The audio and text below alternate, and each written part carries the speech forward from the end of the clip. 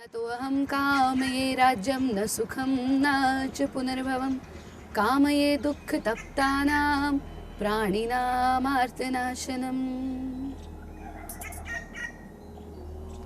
नमस्कार। आंखें मन का दर्पण है। जो भी कुछ हमारे मन में चलता है, हमारे विचारों में चलता है, वो सब कुछ हमारी आंखों से झलक जाता है। निश्चित रूप से आपने देखा होगा कि कुछ आंखें बहुत खूबसूरत होती हैं, लेकिन तब भी उनके अंदर आकर्षण नहीं होता। कुछ आंखें खूबसूरत नहीं होती, लेकिन उनके अंदर इतना आकर्षण होता है कि हम उनकी ओर खींचे चले जाते हैं, क्योंकि उनके भीतर डिविनिटी होती है। मैंने कहा कि आंखें मन का दर्पण है और प्रत्येक मनुष्य ये चाहता है कि मेरी आंखें स्वस्थ दिखें, सुंदर दिखें, ऊर्जावान दिखें, तेजस्वी दिखें। ऐसे में आजकल की जो हमारी दिनचर्या है, जो हमारा लाइफस्टाइल है, उसमें हम दौड़ते चले जा रहे हैं। आंखें जो सिर्फ कुछ दूरी को देखने के लिए बनी थी, उसको हम 70-70 की स्पीड पर बाइक पर जा रहे हैं तो आंखों का शोषण हो रहा है। पूरा दिन हम टेलीविज़न देख रहे हैं तो हमारी आंखें त्रस्त हो रही हैं, या फिर 24-24 घंटा हम कंप्यूटर पर काम करते हैं तो हमारी आंखों को न जाने अनेक तरह के रोग घेर लेते हैं। ऐसे में, ऐसे लाइफस्टाइल में, ऐसे दिनचर्या में कैसे आप अपनी आंखों को स्वस्थ रख सकते हैं, ये हम आज जानेंगे। भारत योग की बहुत मामूली सी क्रियाएं, यानी जो बिल्कुल कठिन नहीं है, लेकिन उनका इफेक्ट इतना ज़्यादा है कि आपकी आंखें निश्चित रूप से स्वस्थ भी होंगी, सुंदर भी होंगी। आंखों को स्वस्थ रखने के लिए कौन कौन से योगाभ्यास आप करें, ये हम आज चर्चा करेंगे। एक छोटा सा समय आपको निकालना है, 20 से 25 मिनट का, और ये आधे घंटे का या 20 मिनट का समय बिल्कुल भी एक्सपेंडिचर नहीं है, ये इन्वेस्टमेंट है। ये आधा घंटा आपके बचे हुए समय को डबल कर देता है, because it increases your working ability. निश्चय करें कि मुझे नियमित रूप से योग की साधना करनी है, फल अवश्य मिलेगा। सबसे पहला अभ्यास आँखों के स्वास्थ्य और सौंदर्य के लिए जो आप लेंगे वो है ताड़ासन। और ताड़ासन के लिए गुरुदेव हमेशा कहते हैं कि ये तो पहली अंगड़ाई है, आगे बहुत लड़ाई है। यानी ताड़ासन, जो भी अभ्यास आप शुरू करेंगे वो आप ताड़ासन से शुरू करें, क्योंकि ताड़ासन निरापद क्रिया है जिसका लाभ ही लाभ है और प्रत्येक मनुष्य इसे कर सकता है, चाहे वो किसी भी बीमारी से ग्रस्त है, किसी भी एज ग्रुप का है। हर कोई ताड़ासन का अभ्यास कर सकता है और उससे लाभान्वित हो सकता है। सबसे पहले आप लेंगे ताड़ासन। ताड़ासन के लिए सीधे खड़े हो जाएंगे। सीधे खड़े होंगे, एड़ी पंजे मिला लेंगे, फिंगर्स को क्रॉस करके सीने के सामने टिका देंगे। सांस को भरते जाना, शरीर को पूरा स्ट्रेच कर देना और ध्यान आपका टिका रहेगा शरीर के स्ट्रेच पर।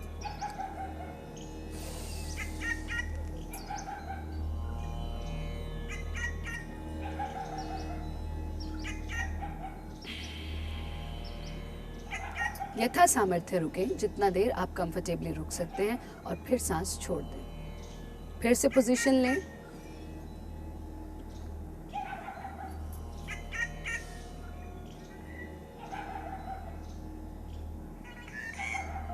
सांस छोड़ते हुए वापस आ जाएं। हाथों को आपस में मिला लें, शरीर को बिल्कुल ढीला छोड़ दें। ताड़ासन आपको प्रिपेयर कर देता है आगे की क्रियाओं के लिए, इसलिए ताड़ासन निश्चित रूप से जो भी अभ्यास आप कर रहे हैं, आरंभ ताड़ासन से ही करेंगे। दूसरा अभ्यास आंखों के स्वास्थ्य और सौंदर्य के लिए आप लेंगे विभक्त हस्तपादासन।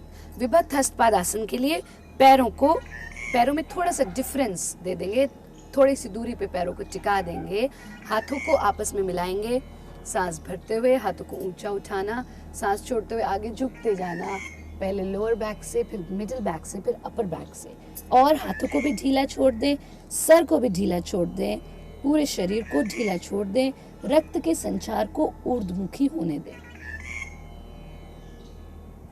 इस स्थिति में रुके रहें और फिर यहीं से धीरे धीरे वापस आ जाएं। शरीर को ढीला छोड़ दें। फिर से नमस्कार की स्थिति लें। सांस भरते हुए हाथों को ऊंचा उठाना, सांस छोड़ते जाना। सर को बिल्कुल ढीला छोड़ें ताकि रक्त का संचार, ब्लड का सर्कुलेशन स्कल की तरफ जाए और आपकी आंखों को स्वस्थ बनाए।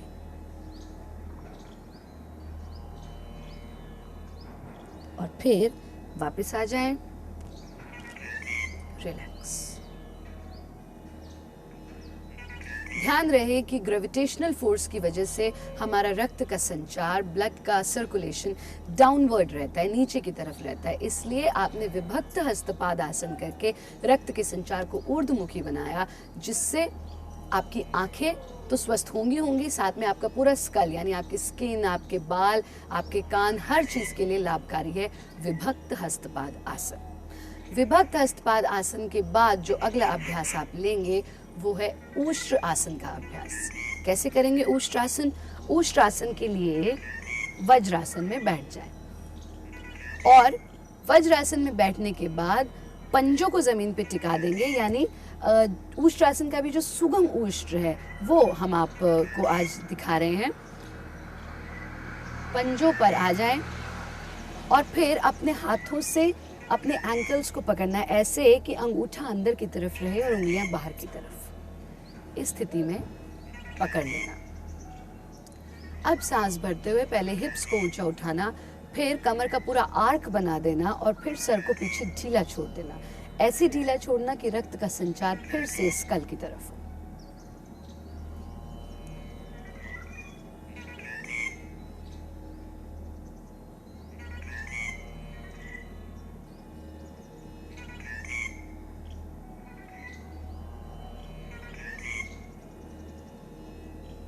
सांस छोड़ते हुए वापस आ जाएं, फिर से वज्रासन में बैठें, आंखें बंद कर लें और शरीर को ढीला छोड़ दें।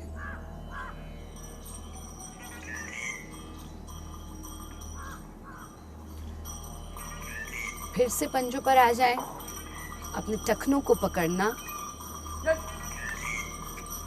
सांस भरते जाना,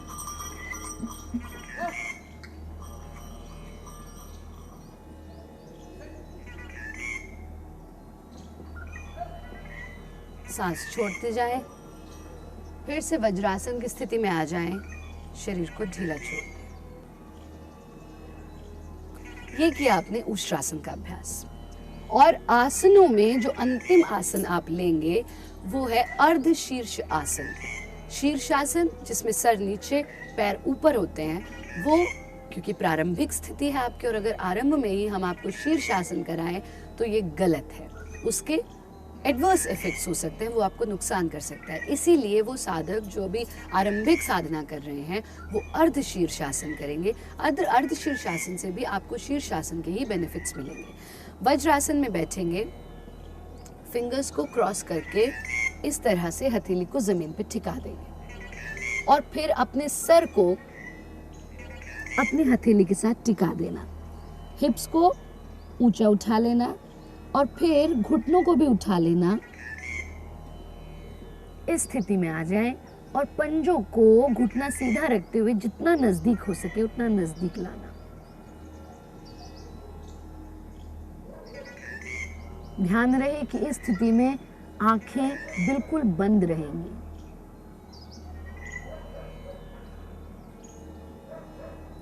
यथा सामर्थ्य रुकें और फिर घुटनों को जमीन पर टिका दें।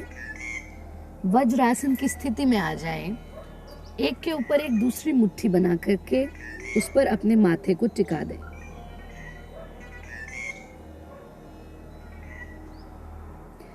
आंखें बंद ही रहेंगी जब तक आपका सर्कुलेशन ऑफ ब्लड बिल्कुल नॉर्मल ना हो जाए, तब तक इसी स्थिति में रहें। और फिर धीरे से वज्रासन में बैठ जाएं। आंखें खोलने की कोई जल्दी नहीं, क्योंकि ब्लड का सर्कुलेशन, रक्त का संचार पूरी तरह से स्कल की तरफ था, तो आंखें खोलना आपके लिए नुकसानदायक हो सकता है। आंखें बंद ही रहेंगी और फिर धीरे धीरे से आंखें खोल दें। ये किया आपने अर्ध शीर्षासन। इसके बाद हम आते हैं खास तौर पे आंखों के स्वास्थ्य और सौंदर्य के लिए त्राटक की क्रियाओं पर। त्राटक के लिए आप पद्मासन में बैठें। जो पद्मासन में नहीं बैठ सकते हैं वो सिंपल क्रॉस लेग्ड पोजीशन में बैठ करके भी त्राटक की क्रियाओं का अभ्यास कर सकते हैं। कैसे करना है त्राटक? त्राटक का अर्थ ही है ताड़ना, यानी कि एक टक किसी भी चीज को देखना। अब पलक दृष्टि से, जिसमें पलक नहीं झपकी जाएगी, इस स्थिति में बैठेंगे। त्राटक के कुछ नियम हैं, यानी त्राटक ऐसे स्थान पे नहीं करना जहाँ बहुत धूल हो या बहुत हवा चल रही हो। ऐसे स्थान पे भी नहीं करना जहाँ पे रोशनी सामने से आपकी आंखों पर पड़ रही हो। जहाँ बैक से रोशनी आए तब त्राटक करेंगे। अगर ऐसे जगह पे करते हैं जहाँ रोशनी सामने से पड़ रही है तो वो आपकी आंखों को नुकसान पहुंचा सकता है। त्राटक करने के लिए सबसे पहले अपने दाएं हाथ को सामने की ओर फैला दें। हाथ के अंगूठे पर आपकी आई बॉल्स टिक जाए, और अंगूठे का भी एक चमकता हुआ हिस्सा है जिस पर पूरी तरह से आप अपनी दृष्टि को टिका देंगे। हाथ को दाईं ओर ले जाते जाएं। गर्दन बिल्कुल स्थिर रहेगी, गर्दन की मूवमेंट नहीं होगी। जहाँ तक अंगूठा दिखता है ले जाएं और फिर वापस ले आएं। आंखें बंद कर लें। बायां हाथ सामने फैलाएं और बाएं हाथ को बाईं ओर ले जाएं।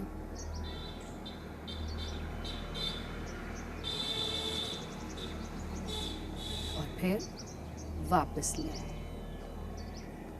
आंखें बंद कर लें। कम से कम 3 से 4 बार दाईं ओर, फिर 3 से 4 बार बाईं ओर। यह है पहला स्टेप। दूसरे स्टेप में हाथ को सामने फैलाएंगे। कोई चीज़ बहुत दूर होती है तो भी नज़र नहीं आती, बहुत पास होती है तो भी नज़र नहीं आती, यानी इसको आप पास लाते जाएंगे, लाते जाएंगे, लाते जाएंगे, और वहाँ रोक देंगे जहाँ पर वो क्लियरली विजिबल है, यानी नज़र आ रहा है, और फिर दूर ले जाते जाएं। आंखें बंद कर लें। तीसरे स्टेप में आप अपनी आई बॉल्स को टिका देंगे टिप ऑफ द नोज पर, और यहाँ से पूरा चक्राकार मूवमेंट देना है, यानी यहाँ से बाईं ओर नीचे, बाईं ओर साइड, बाईं ओर ऊपर, बिल्कुल ऊपर, दाईं ओर ऊपर, दाईं ओर साइड, दाईं ओर नीचे, and again tip of the nose, and then close your eyes. फिर anti clockwise, tip of the nose, दाईं ओर नीचे, दाईं ओर साइड, दाईं ओर ऊपर, बिल्कुल ऊपर, बाईं ओर साइड, नीचे, फिर से नासिका पर दृष्टि टिकी हुई और आंखें बंद कर लें। ये हुआ तीसरा स्टेप। चौथे स्टेप में अपनी आंखों को एक जगह पर स्थिर कर लें और फिर अपनी पलकों को झपकना है। You have to blink your eyes. पलकें झपकते जाएं। आंखों को पूरी तरह से रिलैक्स कर दें, पलकें झपक कर।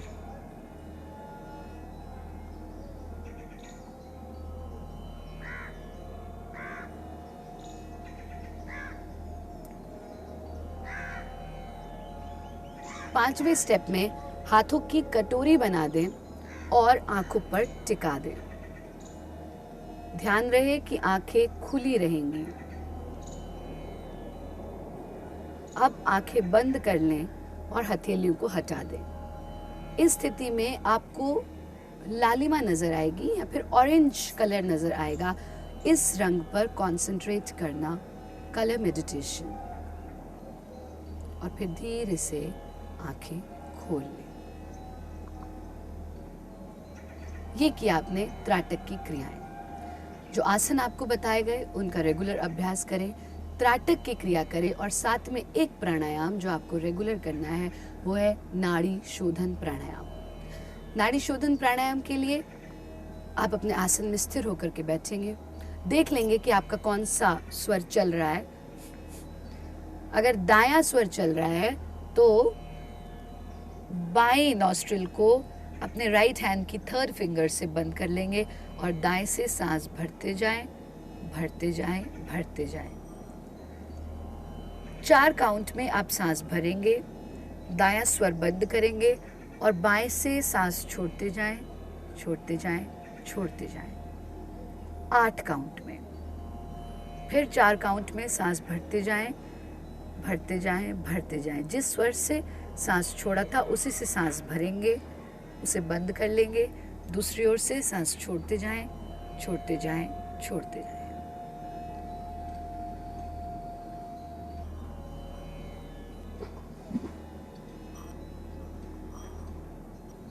कम से कम 5 मिनट से आरंभ करेंगे और 10 से 15 मिनट तक नाड़ी शोधन प्राणायाम का अभ्यास करना है। आज आपने नाड़ी शोधन प्राणायाम का दूसरा स्टेप सीखा है, यानी कि जितने समय में सांस लिया है उससे दुगने समय में सांस छोड़ना है। ये तो हुई क्रियाओं की बात। अब थोड़ा सा औषधि मुक्त स्वास्थ्य की हम बात करते हैं। योग है जहाँ, वहाँ औषधि की आवश्यकता नहीं है, यानी आप अपने घर पे ही ऐसे छोटे छोटे से प्रयोग कर सकते हैं जिससे आंखों से संबंधित सारी परेशानियां दूर हो सकती हैं। आंखों से संबंधित अनेकानेक परेशानियां, खास तौर पे मोतियाबिंद हो जाता है, आंख फूल जाती है। ऐसे में आप 40 दिन तक गोमूत्र, गाय का मूत्र फ्रेश 2 से 3 बूंद अपनी आंख में डालें 40 दिन तक, तो आंख से संबंधित कोई भी समस्या नहीं होगी। इवन हमने आश्रम में ऐसे ऐसे एक्सपेरिमेंट्स भी किए हैं कि मोतियाबिंद का ऑपरेशन भी नहीं करवाना पड़ता अगर आप फ्रेश गोमूत्र 2 से 3 बूंद 40 दिन तक अपनी आंखों में डालते हैं। दूसरी चीज़, आपको एक काजल बनाना है। मैंने भी काजल लगाया है, आप देख रहे हैं, यही काजल आपको भी लगाना है। आप रुई लेंगे, रुई की बत्ती बना लेंगे और नीम के पत्तों का पेस्ट बना लेंगे। नीम के पत्तों का जो पेस्ट आपने बनाया है उसको इस रुई की बत्ती पर अच्छे से लेप कर देंगे और इस बत्ती को 6 से 7 घंटे तक छांव में सुखा देंगे। जब ये बिल्कुल सूख करके तैयार हो जाए तब आप एक दिया लेंगे जिसमें शुद्ध सरसों का तेल दिए के अंदर होगा और इसी बत्ती को इस दिए में लगा करके जला देंगे। कोई भी बर्तन, छोटी सी कटोरी या मिट्टी का कोई बर्तन उल्टा करके दिए की लौ पर रख देंगे तो उसमें काला इकट्ठा होना शुरू हो जाएगा। इसमें गाय का देसी घी मिला देंगे। ये आपका काजल तैयार हो गया। आप नियमित रूप से इस काजल को लगाएं तो आपका चश्मा भी उतर जाएगा और आँख से संबंधित कोई भी समस्या नहीं होगी। आँखें स्वस्थ भी होंगी, सुंदर भी होंगी। शतावर का प्रयोग ज़रूर करें। हमने आश्रम में देखा है कि 2 से 3 ग्राम शतावर आप रोज़ दूध के साथ सेवन करें। 1 महीने के अंदर अंदर ऐसे लोग आते हैं कि बता रहे हैं कि उनके चश्मे का नंबर कम होना शुरू हो गया, इसलिए उन्हें बार बार चश्मा चेंज करवाना पड़ रहा है। आप भी शतावर का प्रयोग करें, भारत योग क्रियाओं का नियमित अभ्यास करें तो निश्चित रूप से आपकी आंखें स्वस्थ होंगी, सुंदर होंगी। समस्या है तो निश्चित रूप से समाधान भी है और समाधान छिपा है भारत योग की क्रियाओं में। भारत योग का निरंतर अभ्यास करें, भारत योग के प्रयोग अपनाएं और पाइए खूबसूरत और स्वस्थ आंखें।